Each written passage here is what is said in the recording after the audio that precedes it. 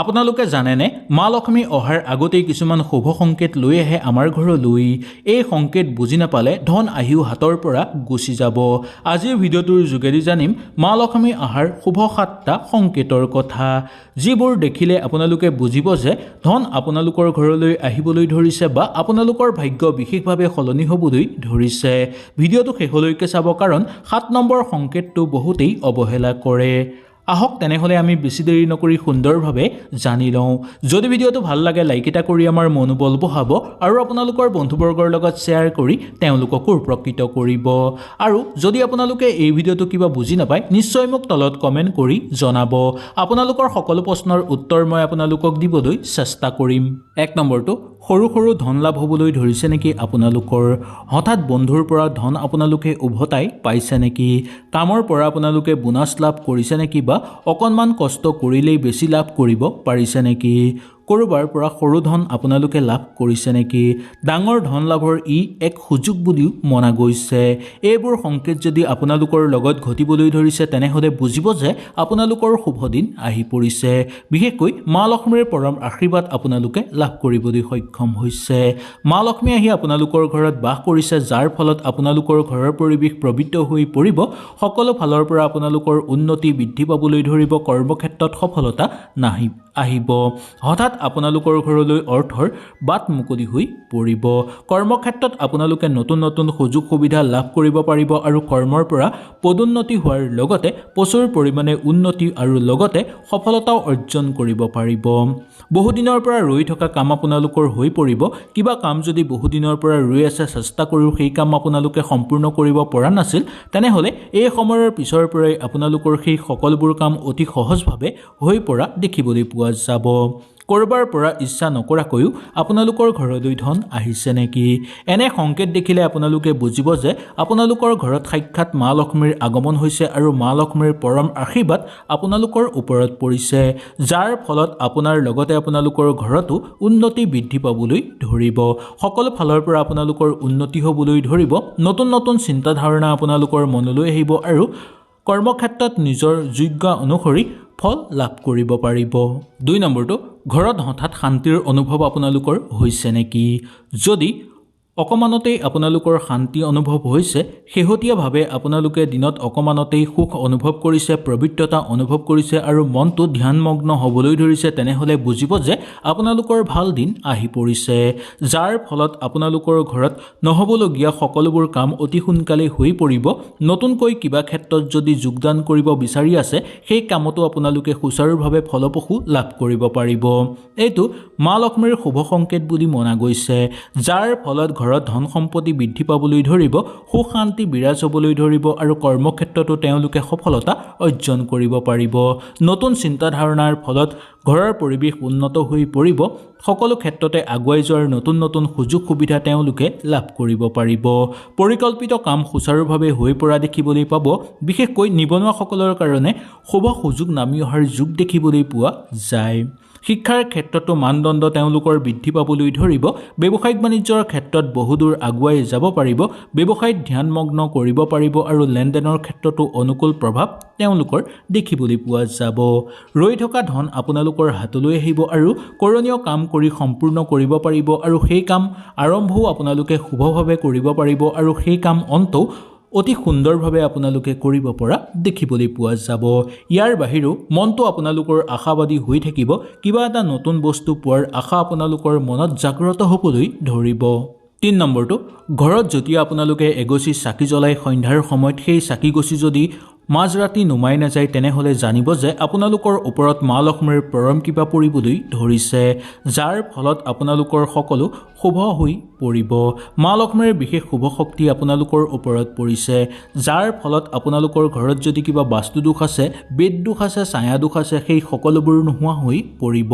আপোনালোকৰ শত্ৰুৰ পৰাক্ৰম কমিবলৈ ধৰিব। নিগেটিভ শক্তি বা ঋণাত্মক শক্তি আপোনালোকৰ ঘৰৰ পৰা দূৰ হৈ পৰিব। পজিটিভ শক্তি আপোনালোকৰ ঘৰত জাগ্ৰত হ'বলৈ ধৰিব বিশেষকৈ মা লক্ষ্মীৰ লগতে সকলো দেৱ দেৱী আহি আপোনালোকৰ ঘৰত বাস কৰিব আৰু আপোনাৰ লগতে আপোনালোকৰ পৰিয়ালৰ ওপৰত পৰম কৃপাদৃষ্টি দিব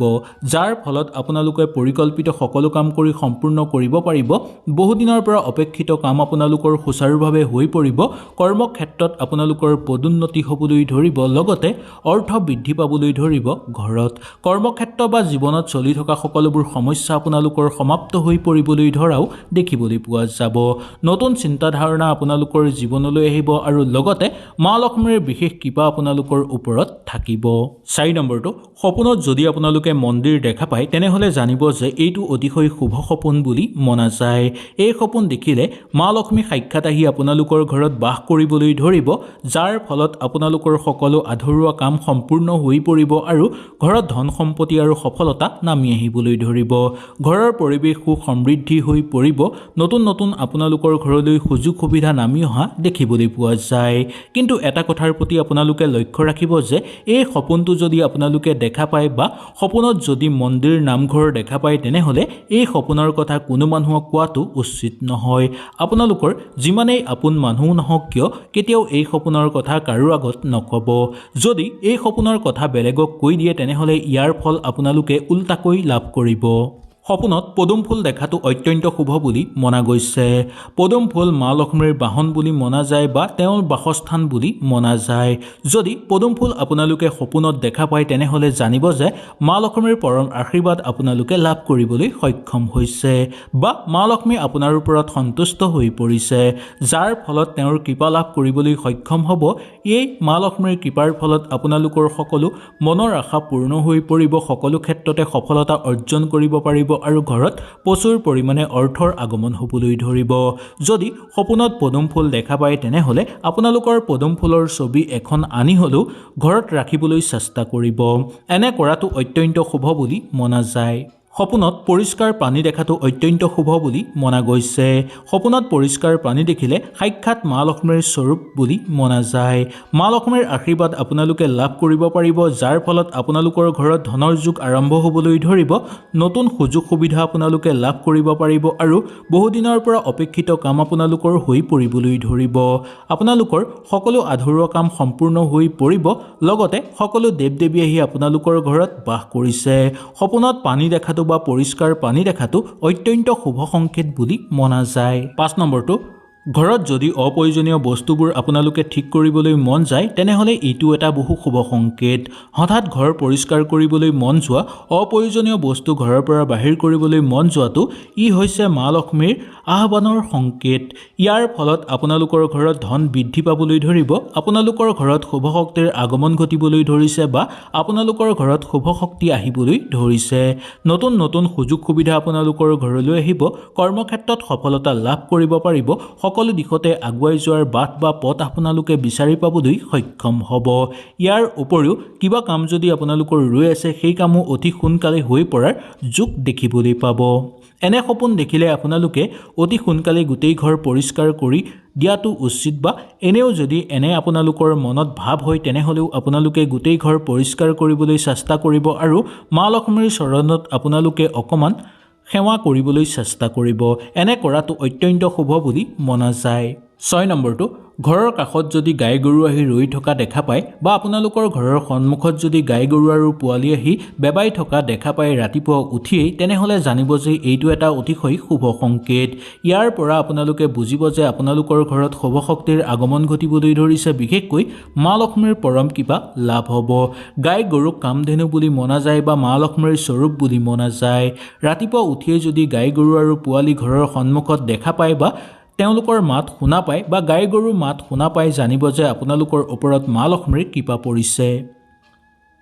ঘৰৰ কাষত কুকুৰ আহিবলৈ ধৰা দেখা পোৱাটো বা ঘৰলৈ কুকুৰ অহা দেখাটো অত্যন্ত শুভ বুলি মনা যায় শাস্ত্ৰৰ অনুসৰি ই এটা শুভ সংকেত বিশেষকৈ কুকুৰ যদি ঘৰলৈ আহি থকা দেখা পায় তেনেহলে জানিব যে আপোনালোকৰ ঘৰলৈ সকলো শুভ শক্তিৰ আগমন ঘটিছে আপোনালোকৰ ঘৰত থকা সকলো বেয়া শক্তি দূৰ হ'বলৈ গৈ আছে আৰু আপোনালোকৰ ঘৰৰ পৰা দুখ দৰিদ্ৰতা দূৰ হ'বলৈ গৈ আছে আৰু ঘৰলৈ আপোনালোকৰ ভাল খবৰ আহিব কুকুৰ ঘৰলৈ আহি থকা দেখাটো অত্যন্ত শুভ বুলি মনা গৈছে কোনো চৰাই যদি নিয়মিতভাৱে আপোনালোকৰ ঘৰলৈ আহিবলৈ ধৰিছে তেনেহলে জানিব যে আপোনালোকৰ ঘৰত শুভ সংকেত আহিবলৈ ধৰিছে আপোনালোকৰ ঘৰত থকা সকলো বেয়া দৃষ্টি ধ্বংস হৈ পৰিছে আপোনালোকৰ ঘৰৰ পৰা বাস্তু দোষো ধ্বংস হৈ পৰিছে এই চৰাই যদি বাৰে বাৰে আহি আপোনালোকৰ ঘৰত পৰেহি বা নিয়মিতভাৱে আপোনালোকৰ ঘৰলৈ আহে তেনেহলে জানিব যে মা লক্ষ্মীৰ কৃপাও আপোনালোকে বিশেষভাৱে লাভ কৰিবলৈ সক্ষম হৈছে যাৰ ফলত আপোনালোকৰ সকলো মনৰ আশা পূৰ্ণ হৈ পৰিব সকলো কৰ্মতে সফলতা অৰ্জন কৰিব পাৰিব আৰু পৰিকল্পিত সকলো কাম আপোনালোকৰ হৈ পৰিব ঘৰ পৰিৱেশ আপোনালোকৰ পবিত্ৰ হৈ পৰিছে আৰু সকলো ক্ষেত্ৰৰ পৰা আপোনালোকৰ ঘৰলৈ শুভ সংকেত বা সুযোগ আহিব 7 নম্বৰ সংকেতটো হ'ল মনত যদি দান পুণ্য কৰাৰ ভাৱ আপোনালোকৰ আহে হঠাৎ দান কৰিবলৈ মন যোৱা দুখীয়া মানুহক দেখিলেই সহায় কৰিবলৈ ইচ্ছা যোৱা এইটো অতিশয় ডাঙৰ শুভ সংকেত বুলি মনা যায় এই সংকেত দেখিলে বা এই মন যোৱা সংকেত দেখিলেই বুজিব যে মা লক্ষ্মীয়ে আপোনালোকৰ ঘৰলৈ আগমন হৈছে যাৰ ফলত আপোনালোকে ইয়াৰ পৰা এটা শুভ সংকেত লাভ কৰিব কি আপোনালোকে যিমান দান পুণ্য কৰিব তাৰ 100 গুণ আপোনালোকে অতি সোনকালে লাভ কৰিব পাৰিব ঘৰৰ মানুহৰ উন্নতি বৃদ্ধি পাবলৈ ধৰিব ঘৰ পৰিৱেশত নতুন নতুন সুযোগ সুবিধা নামি আহিবলৈ ধৰিব আৰু ইয়াৰ উপৰিও প্ৰচুৰ পৰিমাণে আপোনালোকৰ ঘৰত ধনৰ আগমন হ'বলৈ ধৰিব এই 7টা সংকেত যদি আপোনালোকৰ জীৱনত দেখা পাইছে তেনেহলে বুজিব ধন আপোনালোকৰ কাৰণে আহি আছে বা আপোনালোকৰ জীৱনলৈ শুভ সংকেত আহি আছে কমেন্টত লিখিব মা লক্ষ্মী বুলি ভিডিওটো ভাল লাগিলে লাইক কৰিব আৰু আপোনালোকৰ বন্ধুবৰ্গৰ লগত নিশ্চয় শ্বেয়াৰ কৰিব তেনেহলে আজিলৈ আপোনালোকৰ ওচৰৰ পৰা বিদায় লৈছো মা লক্ষ্মীৰ পৰম কৃপা আপোনালোকৰ ওপৰত সদায় থাকক তাৰেই কামনাৰে আজিলৈ নমস্কাৰ